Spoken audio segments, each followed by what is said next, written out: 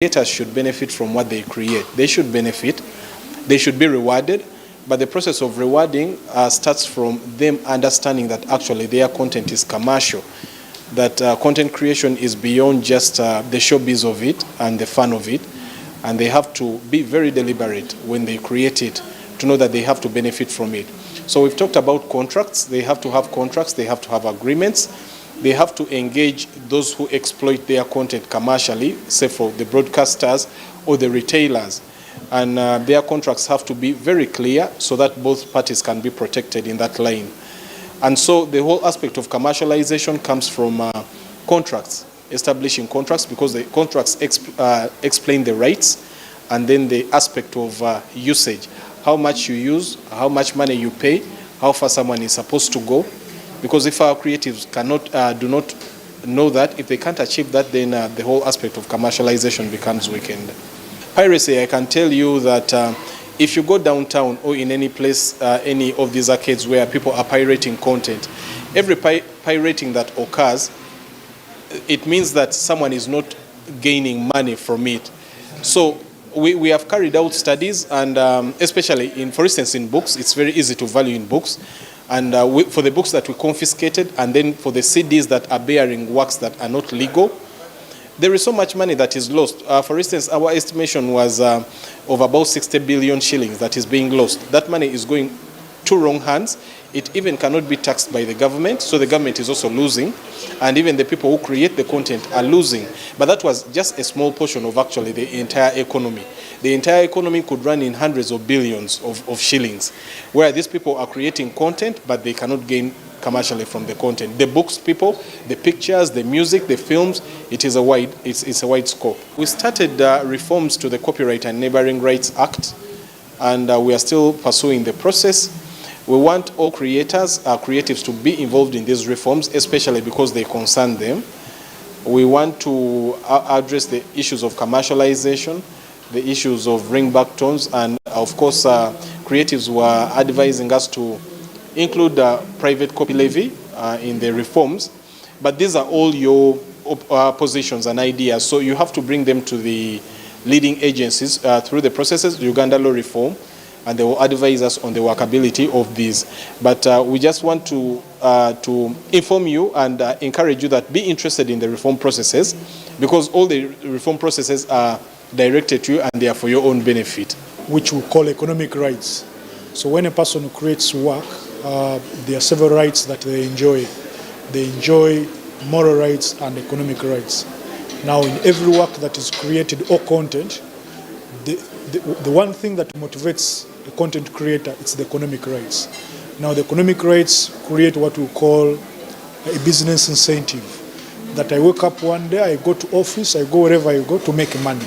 So I cannot compose a song for the sake of for it to remain in my house. I compose that song such that it goes out, people listen to it, download, and every download should translate to money.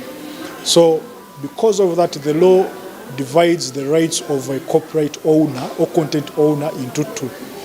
If you have moral rights, they will mention your name. With economic rights, now that's where you can even go to a bank, depending on the value of your work. We have a local simple whereby you can go and actually convince a financial institution that I have my work, it's valued within probably 10 M, can give me security. Or you can assign. Assigning is where you sell your economic right to another person who gives you money, and that other person is the one who will exploit that work. Where you would have exploited it. I'll give an example. I'll compose a song, I'll come up with a movie, I've created it, but I don't have the resources to exploit. I don't have the camera, I'm not a broadcaster, I don't have YouTube, I don't have website. So what I will do, I will sell my rights, economic rights in that movie, to like a TV station or any other company. We call them publishing companies. So they will give me my 500 M and I'll walk away. Now that is how we exploit economic rights. It can be through licensing. I give you a license, I've composed a song, you are multi-choice, you are smart TV, you are DSTV, name of them. So during that period, you use my song. Once that period expires, the song gets back to me. Now that is licensing. Assigning, I sell it completely. It's the way I sell land.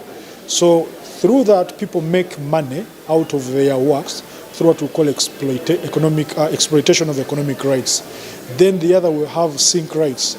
You can have your song being played in a video or a movie. I can have my work being uploaded on someone's YouTube.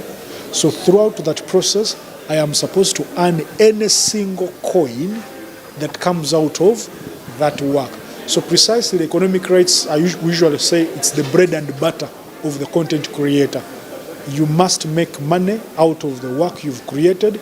It can be for a given period, or you can sell it forever. So once that is there, then you cannot have control over what you've already sold. You can only have control over it the moment that period expires. So it only takes a form of contractual arrangement. The content creator should enter into a contractual arrangement with the other person exploiting their work, because the Copyright and Neighboring Rights Act requires that every work that has been created, if you want to exploit the economic rights, it must be in writing. 2, you can agree on the amount of money. 3, it should be for a given period of time. Then lastly, where need arises, mention the name of the author. And if you don't mention, you can give them more money such that they waive their right to be mentioned. But once they sell the economic rights, nothing more. Maybe the other thing I can emphasize on economic rights, there's what we call mechanical rights. They are also out of economic rights. Mechanical rights, this is where content has been created, like a song or a movie, then the rights to make several copies out of them. That's what we call mechanical rights. So one song can be reproduced in like 100 CDs. So those 100 CDs, each CD probably it's costing 1M. Now the art of exploiting those rights, what we call mechanical rights. Others with royalties. They play your song on a TV station. That TV station is supposed to pay you. If they can't look for you, they pay that money to your collecting society. If you are an artist, Uganda Performing Rights Society. Then, if they play your song in a club, in a bar, that is money.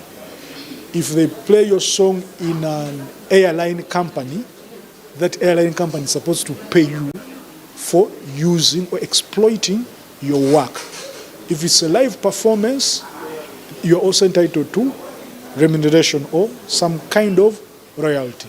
So that is the best way a content creator may benefit from their content through what we call exploitation of economic rights.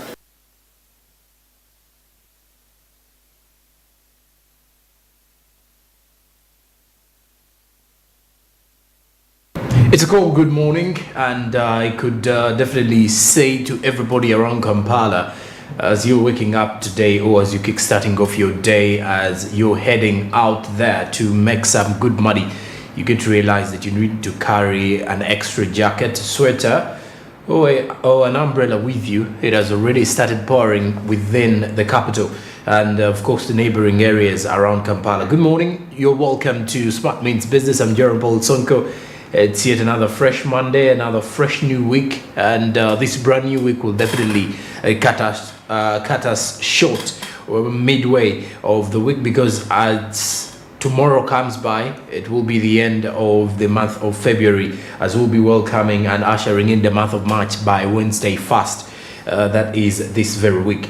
And of course, as we look deeply in understanding what is highly expected in today's show, a lot more of a look into the fresh scandal that hit the office of the Prime Minister. Not only that though, of course, taking you back to the annual performance report from the Dairy Development Authority, which was released on Friday last week, and also trying to build up on this issue to do with the law of copyright, or the law governing copyright.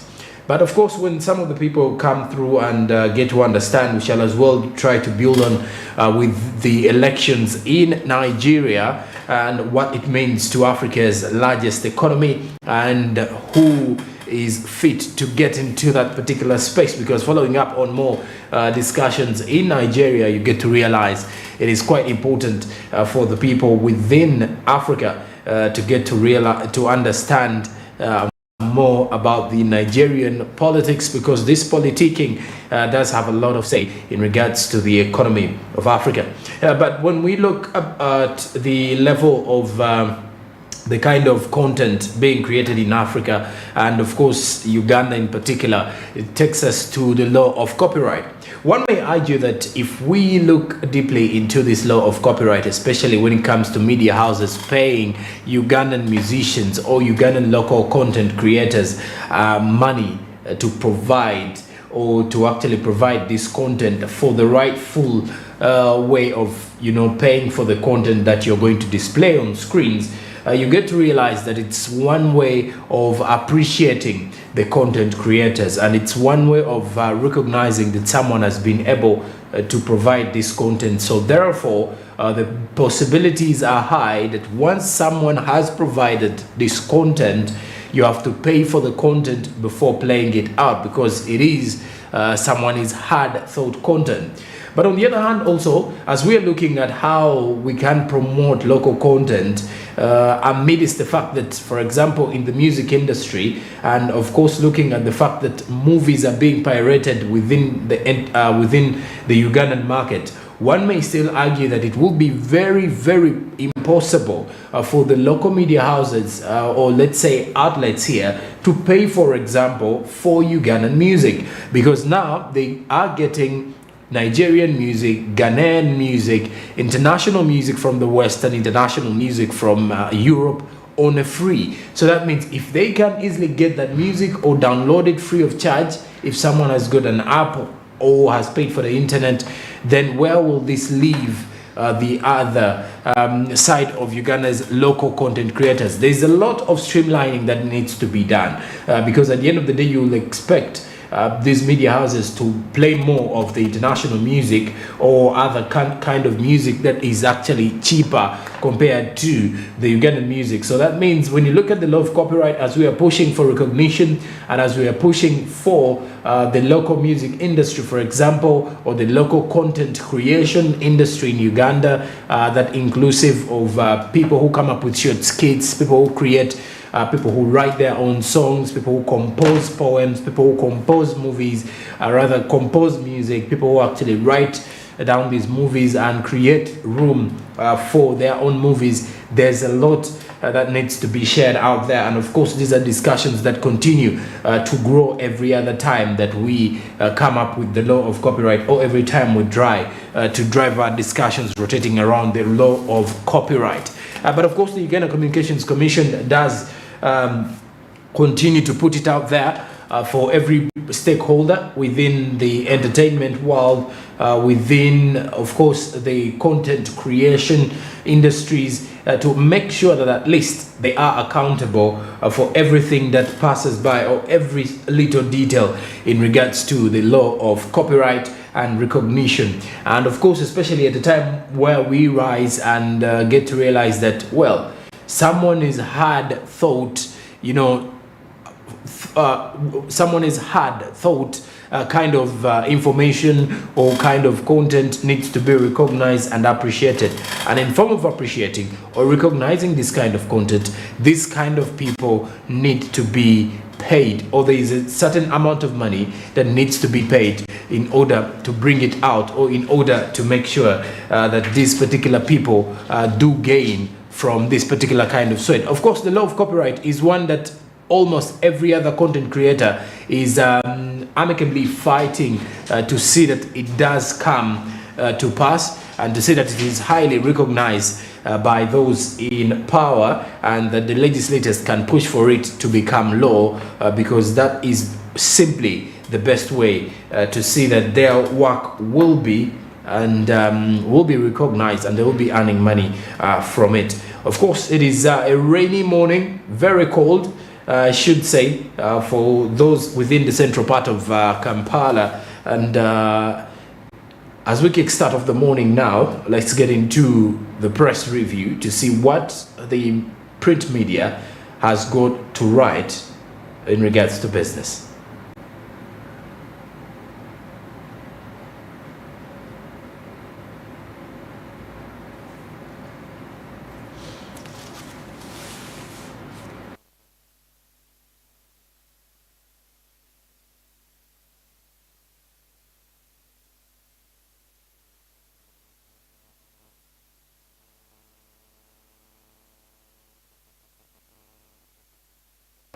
All right, now before the press review, we are going to first of all check in with Barija Andrew this morning to briefly give us details regarding how the flow of traffic is at this time around the access road, that is also around the Ginger Road this morning. And as you can definitely see with the observation, he's having an umbrella with him, which clearly shows you it is still pouring outside, and it is pouring within the capital. Let's get more details from Barija.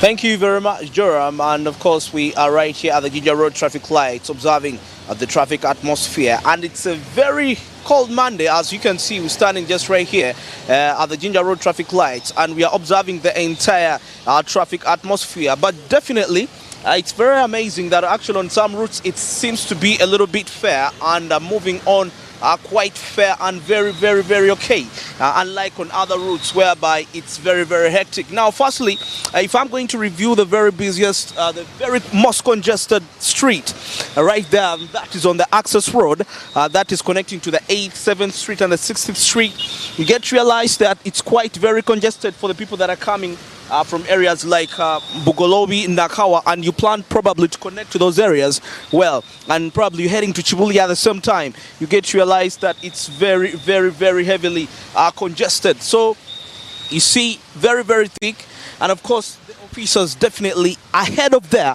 try to control the jam to ensure that everything is really efficient. But despite the fact that we get to realize that still the congestion is quite very tight as we are observing. So if you're going right there to execute business, chances are high you may not be in position to reach there in the appropriate time, like how you ought to reach. So that shows you how complex the situation is in there. And you know, there are quite lots of vehicles heading to that street, heavy vehicles, private vehicles, public vehicles. So that explains why we can see that old congestion, and of course accompanied with the poor roads in that very area. Now let's take a look at the Kampala road connecting to the Ginger Road. You get to realize it's quite a little bit a free lane. It's not really as congested as such. And of course, for those people that are coming from those areas of Kampala and you're probably going to connect via the Ginger Road traffic lights, you realize and see that the situation is a little bit calm, and you might be in position to actually reach in time as you're going to execute what you're heading to execute. So that you get to see that it's quite very not so congested. Of course, the vehicle's held in a line of a few intervals, but it's not really a heavy fleet as compared to other places where the vehicles can be held. And you take a look at the heavy fleet. Yeah, the heavy winds are blowing in here, but definitely we can't stop to give you the updates regarding here. But now, away from that, let's take a look at, of course, coming from Ginger Road. The vehicles coming from Ginger Road connecting to Kampala Road, you get to realize that it's quite also a very heavy, there is quite a long line in here as we are observing this here. And yeah, of course, it's a very windy situation in here, quite heavily windy, but we still observing the situation, how it's really transferring in here. Of course, the vehicles coming from Bugolobi heading straight to Kampala from Ginger Road, from Port Bay Road connecting in here to go and execute the business. But you can see it's quite a little congested, So if you're coming from Port Bay Road, you're probably coming from Nakawa, you're coming from Antinda, and you plan to really use this junction. It's quite a little congested in a mild form, let me say that. In a mild form, and you'll be surprised that actually there are not so many vehicles as we had anticipated. Only on one route which we observe, the access road, where it seems to be a little bit very congested. So we are observing the situation in there. That's how it is. That's how it is. For the people that are entering Kampala, coming from Kampala, going to other areas, it seems to be very okay. But for those that are coming from those areas, coming to Kampala, now that's where the situation is like. So we are today right observing the traffic atmosphere. And of course, the general observation is that on a certain route, that is the access road, it's a little bit very congested for any person that is going to do business. And that is it for now. Back to studio with Joram.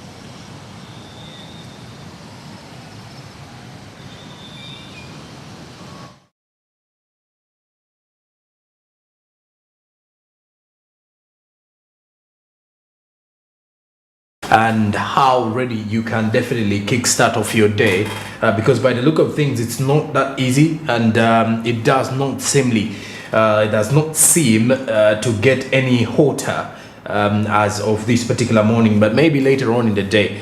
So as you kickstart off your day, quickly know that it is not any normal hot day for now. It is quite cold and rainy at the same time. Good morning, you're watching Smart Means Business. When I do return, we're giving you more of what is making headlines from the world of business, but this time we're looking at Karibu East Africa and the SMB International News. And still with that, I have more coming up with the press review still, but keep it here. But as we kick off the day, also remember to invest and amicably invest in government bonds or other securities available on the platform of Zabo. So Zabo is definitely making it very easier for you to quickly invest in government bonds with just a minimum of 15,000 Ugandan shillings. That is how possible it can get for you.